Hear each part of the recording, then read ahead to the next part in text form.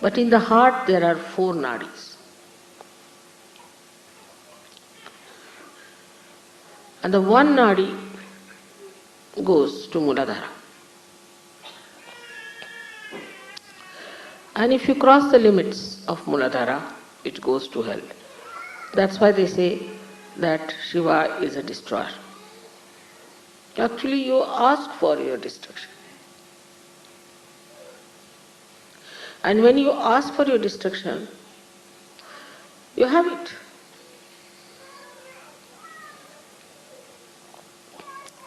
Even if it destroys anything, as I was telling, it's like when a fruit has to come, the petals look as if they are destroyed.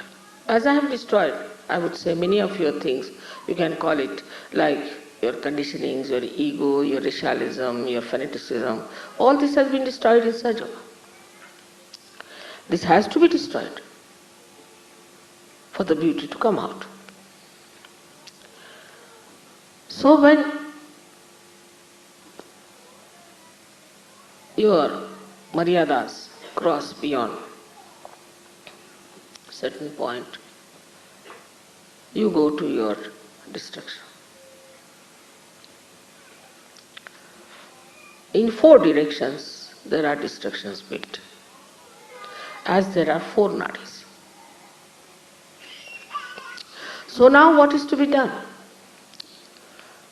How are we to stop this destruction of through the first nadi going to hell?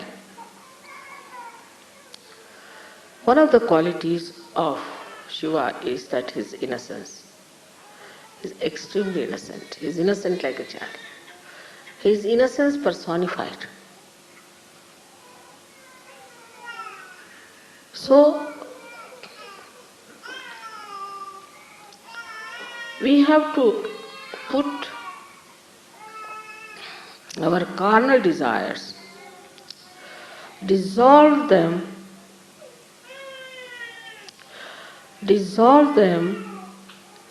into the innocence, the ocean of innocence. You have to dissolve it in the ocean of innocence. Innocence is something to be appreciated, to be understood, to be enjoyed. Like you see animals, they are innocent. You see children, they are innocent. Flowers, they are innocent. Divert your attention to all these things.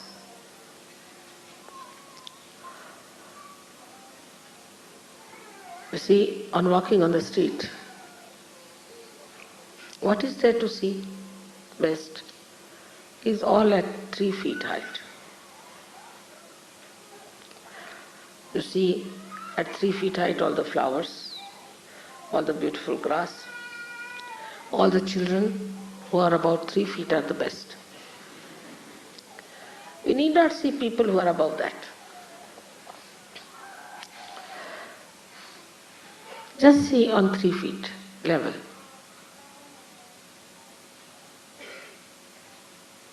You can see the legs of somebody, that's all right. But you don't see the eyes of a person who are not innocent. So dissolve this desire into innocence. And this Muladhara, which is innocent, is not dead, finished, but is innocent. It is righteous. It is Sri Ganesha's qualities. It's pure. So even if you are in this world, even if you are living like a human being, even if you have children, still you are innocent. Like once, the wives of Sri Krishna, he had 16,000 wives to begin with. And the 5 more, the 16,000 were his powers and 5 were the elements. They were wanting to go to pray to some big, well-known, I should say, a saint had come, a Maharshi had come. So they wanted to go and see him and pay respects. So they asked Sri Krishna's permission. But when they went, they found the river was all in speed. So flooded, they could not cross over. They came back, they said, how can we cross over this river? It's all in speed. So this Krishna said, all right, you just go and say, if Sri Krishna is Yogeshwar, and if he is absolutely innocent about sex, you go down. They said, how can we have so many wives, what is he talking about? So they went down and said this to the river. And the river went down, and they were surprised that this husband of ours is saying all these things.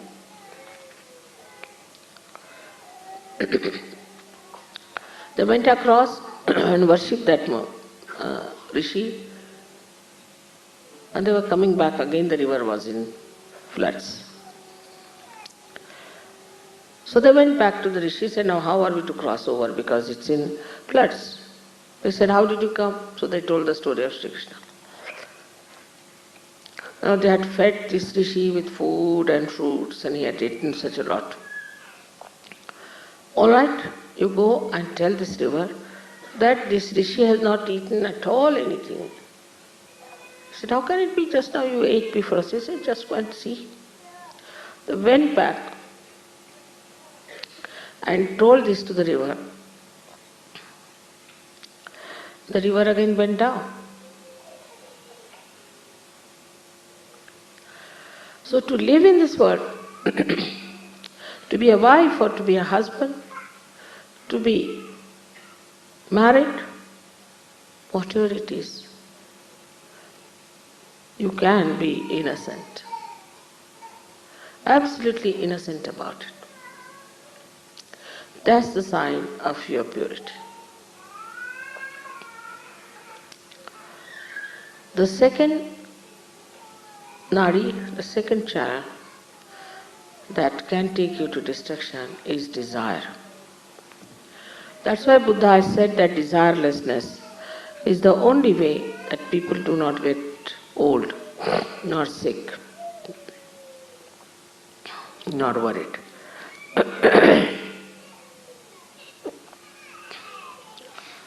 Now this desire that we have, I want this, the West is much more than anywhere else. Because the entrepreneurs are every day producing new things. Say for example a hairdress. So the women want to buy this wig or that wig. It's my desire. I must have this wig to put on my head. The another one says, all right, I must have this one. And the desire for men is, oh, if he is having a Rolls Royce, why shouldn't I have one? They cannot enjoy somebody else's Rolls Royce. It should be your own, that I should have the possession. Desires can be of any kind, not only material. The desires could be also quite mental. I must possess this woman, I must possess this child. All kinds of possessions that work into you as desires. I wouldn't say it is because of attachment. It's not attachment, but it is just to have more.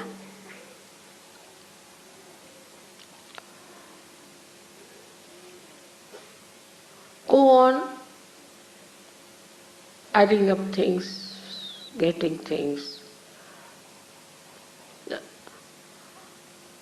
Still, one doesn't feel happy and satisfied. What is the reason for this kind of desire? Is that it's not pure desire. It's an impure desire. It's an impure desire. And when such a desire starts working, you can go any far. Like Saddam Hussein, like Hitler, like anything is nothing but absolutely desire beyond any limitations. You want to dominate others. It's also another desire. All these desires lead you ultimately to a destruction. Because there's no joy, there's no happiness. For example, now I want to have a sari. So I want to buy a sari. All my attention will be, how will I get that sari? I must get that sari, this thing, that thing. The attention becomes polluted, disturbed.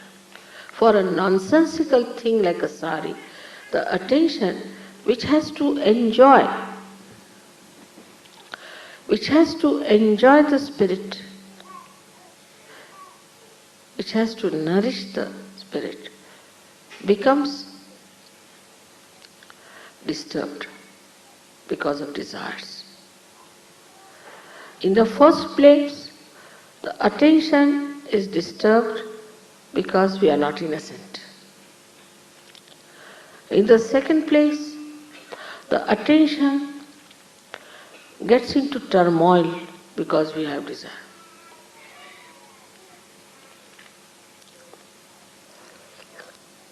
So what should we do as far as the desire is concerned? Desire for beautiful things. We can shift our desire, material desire, into aesthetics. I'll have one thing, but which is really aesthetically rich. Because that's the quality of Shiva, that he gives aesthetics to everything. Now supposing this looks very plain, simple, and you may say that mechanical. But if it was Shiva's job, he would have done something beautiful about it. So the quality of Shiva is that he beautifies everything that is created by Brahmadeva, evolved by Vishnu. He is the one who does the subtle work of creating aesthetics. You see my photographs many a times with so many lights, this, that. It's all his job. He's doing it. He throws lights in such a manner. He works out in such a manner. Just he wants to convince you about me. It's his job. So his job is to create aesthetics. Aesthetics of behavior. Aesthetics of poetry. Everything that is created is made beautiful, is joy-giving by Shiva. That's his quality. So whatever you desire, if you start working it out, desiring for something aesthetically handmade, nice thing,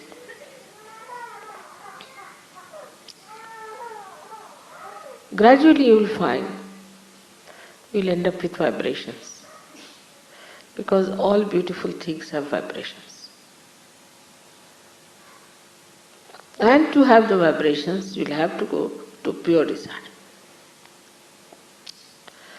So this desire, which is madness, which makes you mad, which is so much dull and boring, becomes pure desire, because you have to dissolve all your desires into vibration. You start desiring nothing but vibrations after some. You will not buy anything which has no vibrations. You will not talk to a person who has no vibrations. If somebody has vibrations, you will just run away.